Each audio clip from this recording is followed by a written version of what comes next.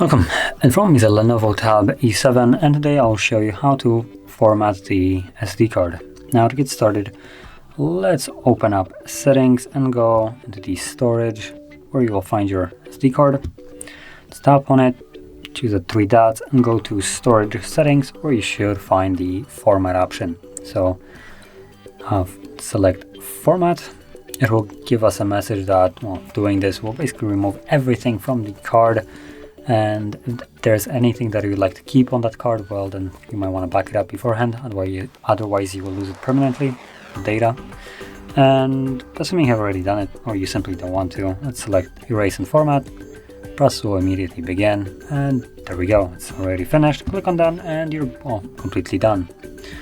So if you found this very helpful, don't forget to hit like, subscribe, and thanks for watching.